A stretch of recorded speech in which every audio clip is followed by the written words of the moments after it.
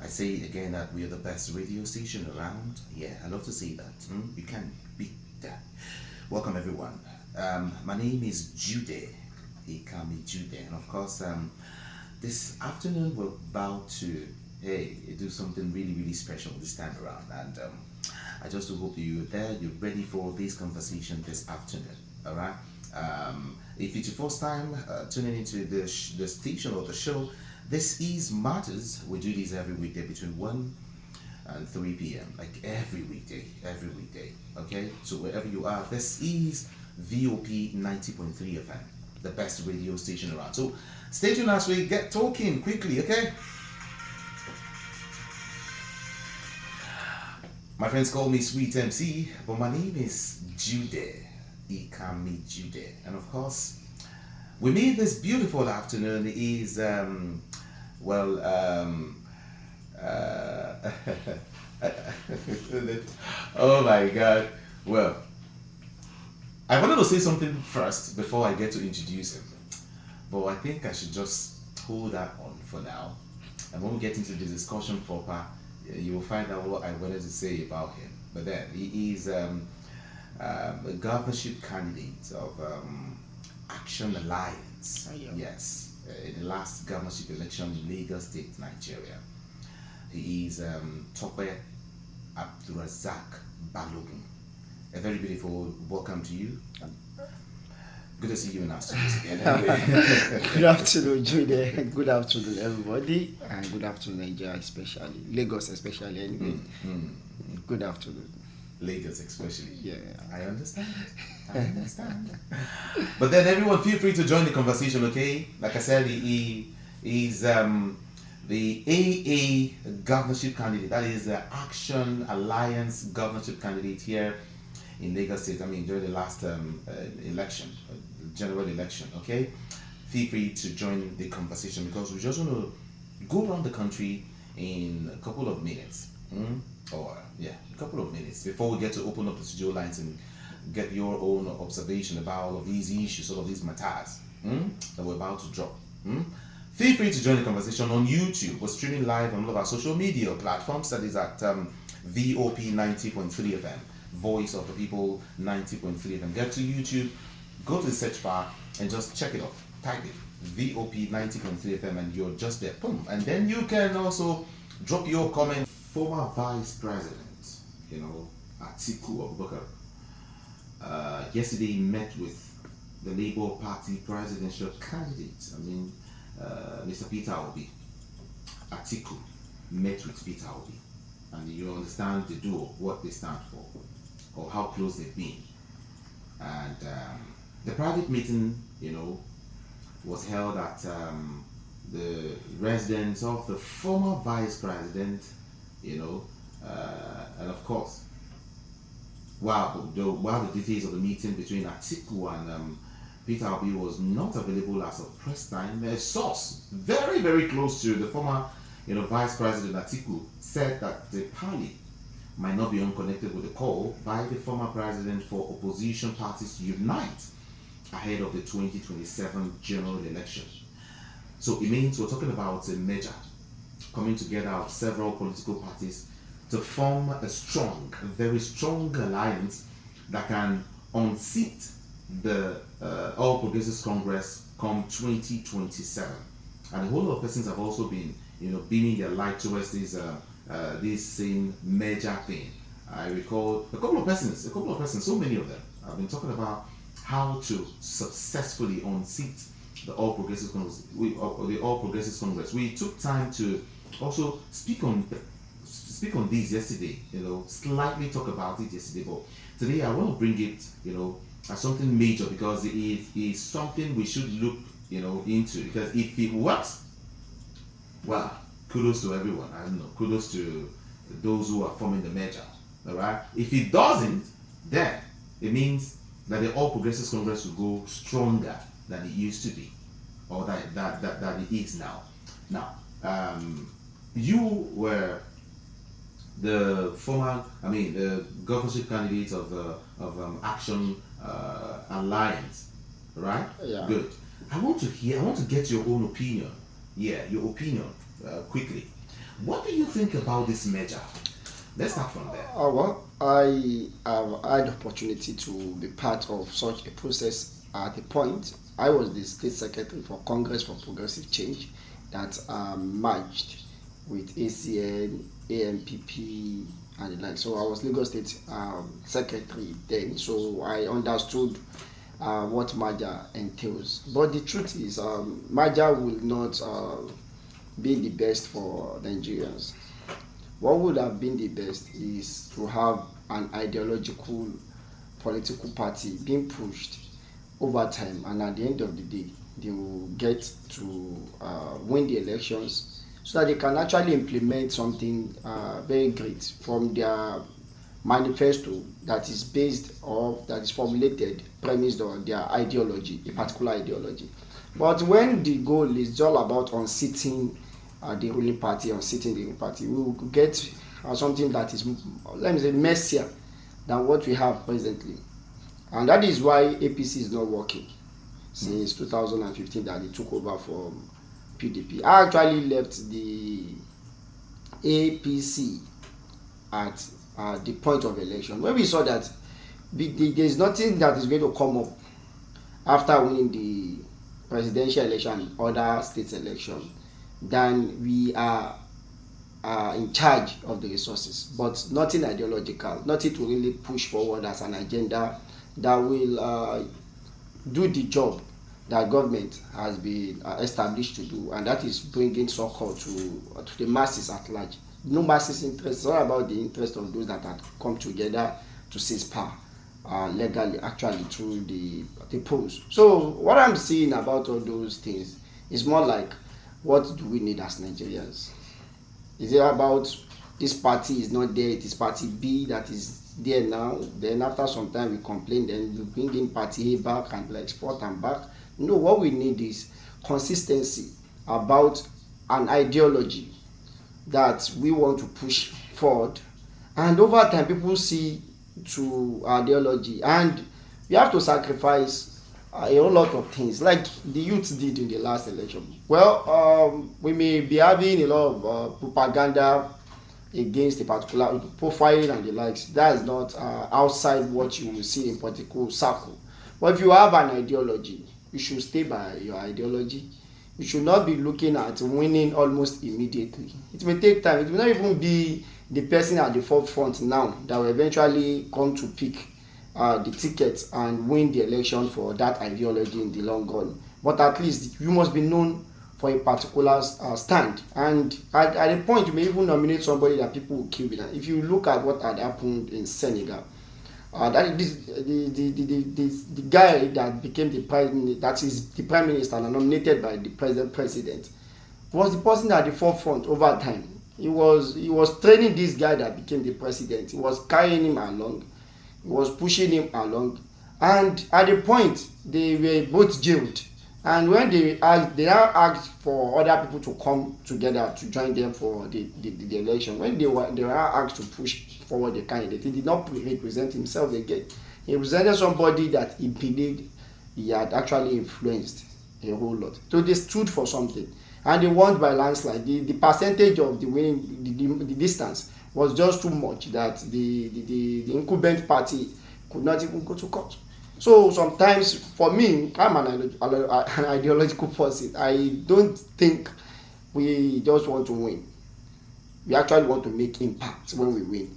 Because at the end of the day, by the time you start sharing this, sharing that, in the long run, what you'll be having is something that will be colossal disruption to masses' comfort. And that is what we are having now. Let's look at the fact. I mean, what the current party is doing now.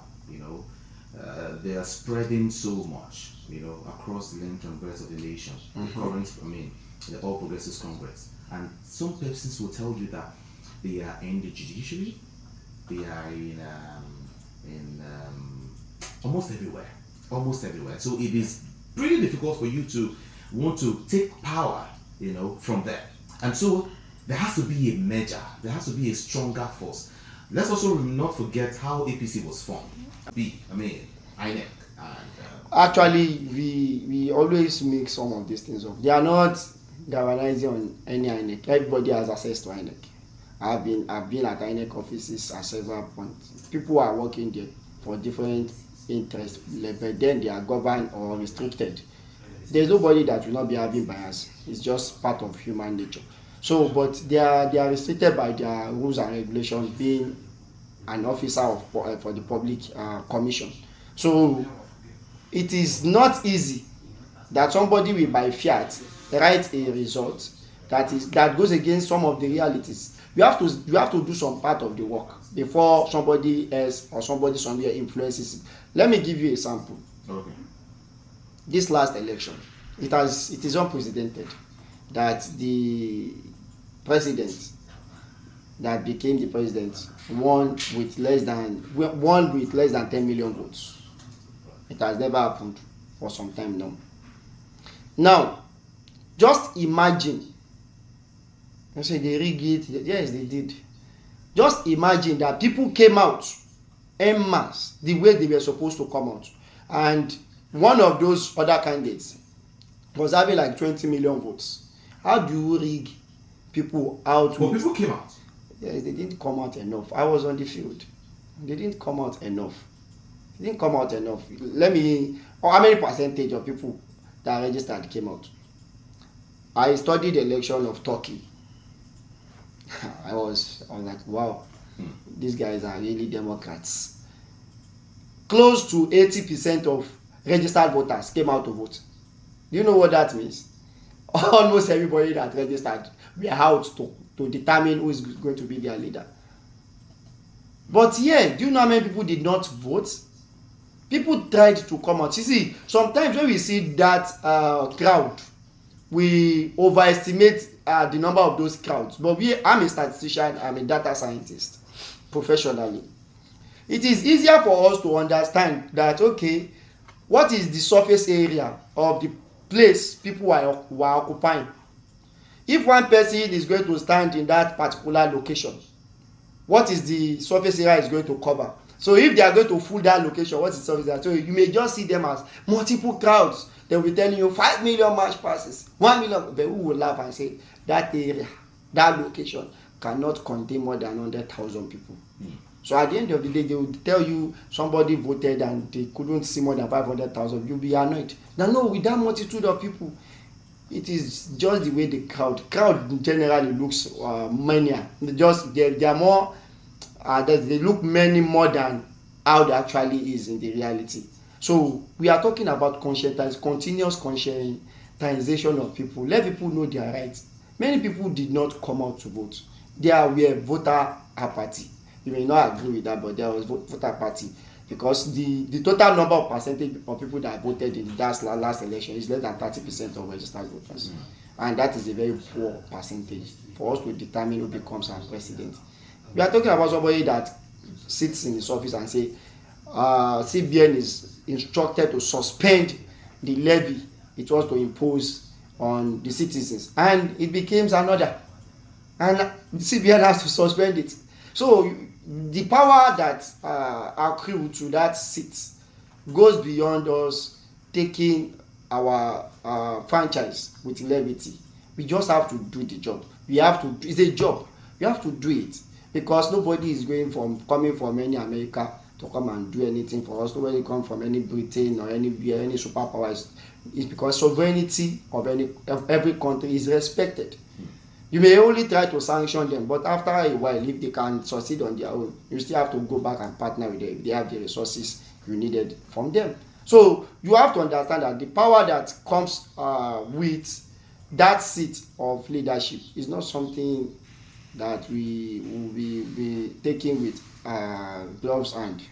So I believe that merger is necessary, but must be backed by ideology. Don't let us just be carried away that we just have to take power from them. We just have to take power. This is the antecedents of all these people that we are pushing forward. They should just take power and start redistribution so that it will not be the present president that is sharing the largesse with his courts. Now they now have to have their own courts to be in charge, but they will still share again to the president, this sitting president. If he leaves the office, they will still share to him if he demands from them.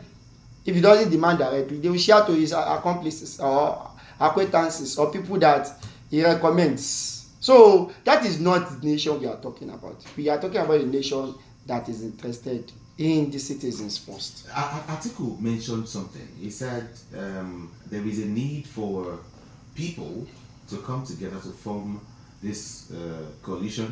He didn't use the word merger. Yes, yes, alliance.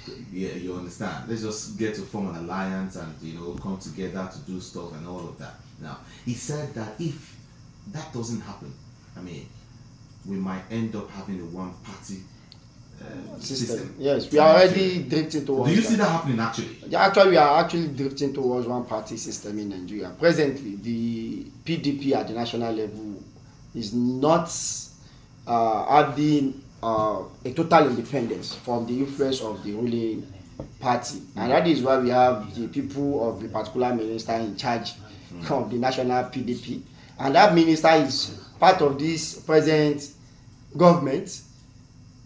And in the open, we are not having a government of national unity. So there is no way we will be having such a system. I'm not saying we are drifting towards one party system. It is almost happening. Now, if they are coming to say we need to combat them, what we are saying from experience is that we must combat them from an ideological point of view, and we must be ready to pay the price. These guys already they already have almost everything according to what we know about them from Nigeria. They have almost everything. What else do they need from Nigeria? I recall what PDP national chairman, the former governor of Kano State, Umar Ganduje. That is APC national chairman. Yes, exactly, national chairman. He said, last year, was it last year or 2022 or 2021, when he said that, no, in 2023, late 2022 to 2023, he said that the party is working hard to get other political parties to join the All Progressives Congress and have a very strong, formidable force to face or to tackle any challenge. Anything any political party wants to come up with. For instance, the People's Democratic Party. Also asking some members of the PDP to join. He's actually joking.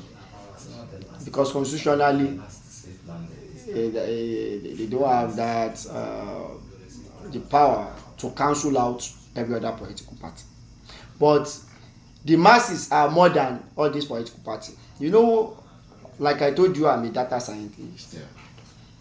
We did some analysis before the election and after the election, and we saw that it was because we are yet to really focus on doing the job of mobilization and conscientization of voters.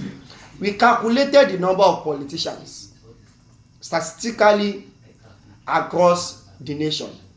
We calculated the numbers of people that we call louts, now those street urchins, and we saw that these people are even less than 10% of people that will come out to vote. Definitely, there is no way 10% will win 90%. If the 90% or 50% is well conscientized, well educated, and giving that bravery to tackle the situation. But people that want to really effect change, we are not taking it up as a real full-time activity. And that is why somebody can just sit down and say he wants every other party. It's not possible. It's unconstitutional. We have a multi-party system in Nigeria, and anybody can come up with their party if they meet up the requirement based on INEC regulations. So that can't happen. But they are influencing. I'm a member of a political party, but I won't want to say much. They are engineering crisis in almost all the parties that can tackle them. You mean the All Progressives Congress? Yes.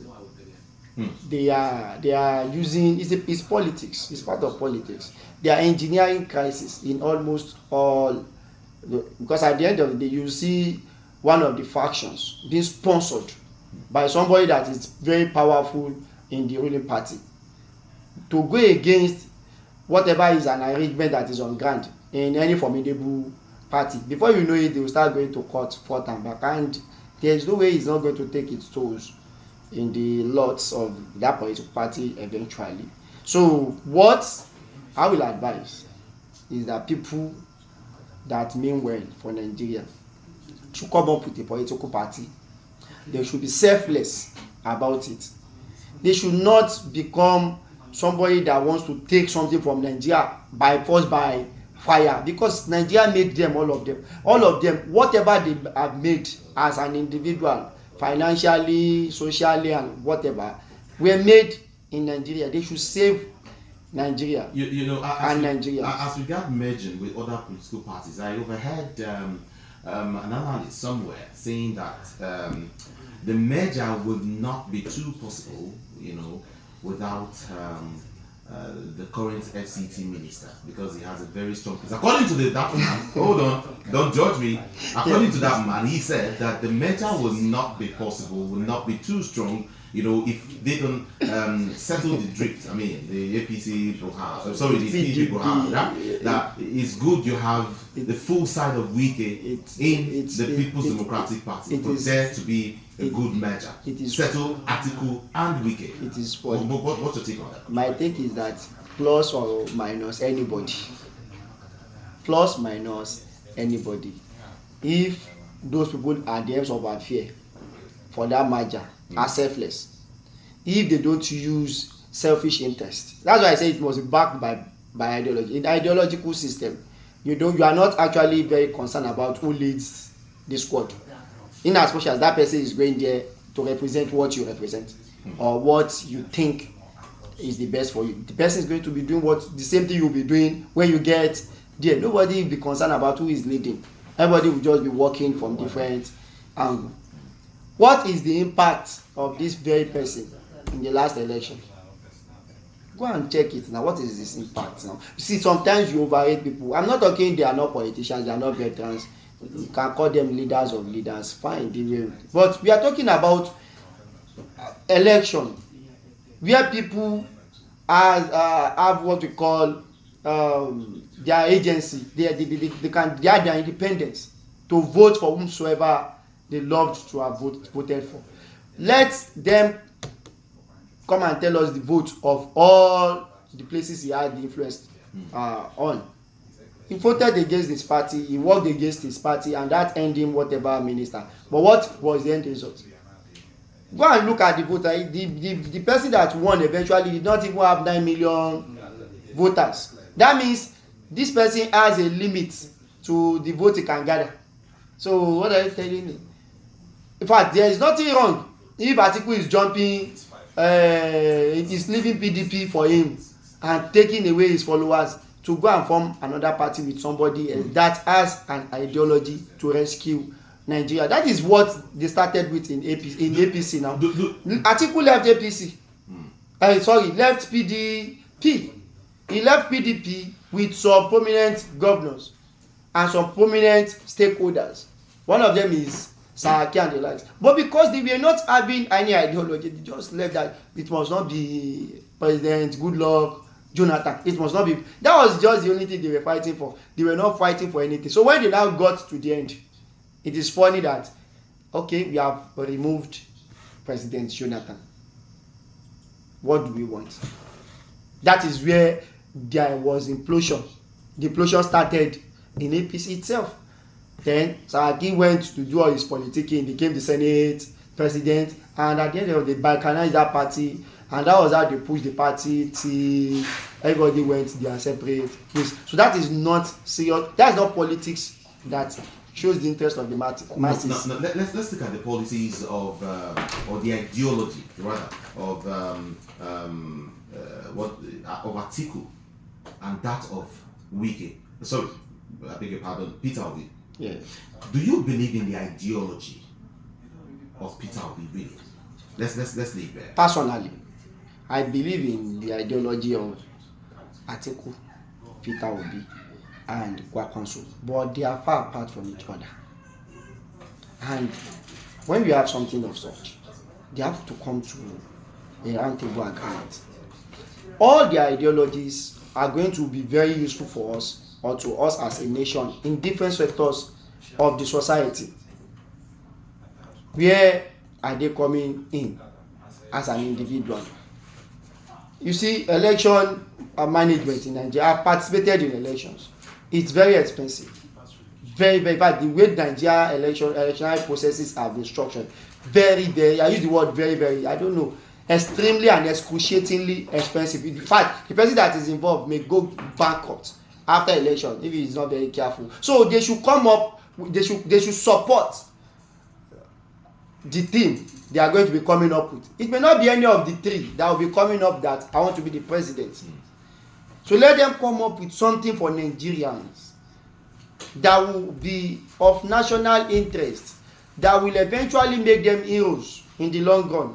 Not the shenanigans we went through in between 2013 and 2015 that we called Maja. I was part of it.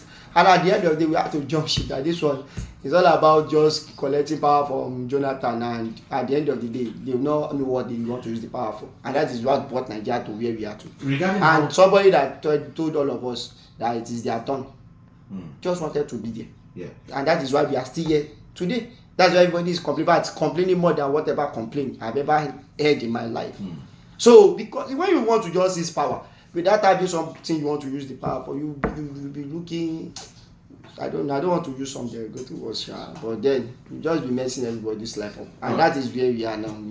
You know, like last or 2 weeks ago, I couldn't even go out because there was no fuel, and somebody just made one announcement and turned the economy of those states, of your country, upside down till date, and they are unable to bring us out of the mess they put us. Because the only thing they campaigned with was that it is their turn, nothing else. So we don't want this situation to just be APC must not be there, APC must not be there. That's how to do progressive politics. If it's APC must not be there, if APC is not there, you are there. What are you bringing on board? So the ideologies are very, very different. We've seen them govern at different points in time. Somebody was at the national, when Atiku was managing the national economy, well, it was very, very good. Very, very good. I use the word very, very good. He may have his flaws. Nobody can be said to, in political system that I've met so many of them. You cannot exonerate them from being kleptos. Many of them are kleptomaniacs. Because sometimes they say, what do this one need this one for now? But when you talk about somebody understanding the economy and knowing the way out of issues, and I've met people that are in private sectors to actually deal with. You cannot take away that from my You actually mentioned the fact that running for any position in this country is so very difficult. Expensive. And recently I also read that the leadership of the Inter-Party Advisory Council, the one we call IPAC, has expressed reservations over the politics of bitterness by some political parties. He also demanded drastic review of the exorbitant cost of expression of interest and nomination forms by the political parties. That alone. Yes, you see, that's why you cannot. It's an association. Political party is an association. It's an association we have the right to belong to, and we have the right not to be part of them. You cannot be coerced to belong to any political party. So it is people. You see, this politics of very expensive. Ventures was not part of the Nigeria ideology before, because we had the opportunity. Like I have always said it, I'm proud that I had the opportunity of meeting late Lateef Jakonde and learning from him for at least 2 years. We were going to his abode at Ilupeju. He had an organization, Jakonde Progressive Movement. I was a part of it. We learned from that old man that when they started a political party of that their own former UPN action group stuff, that they normally contribute money.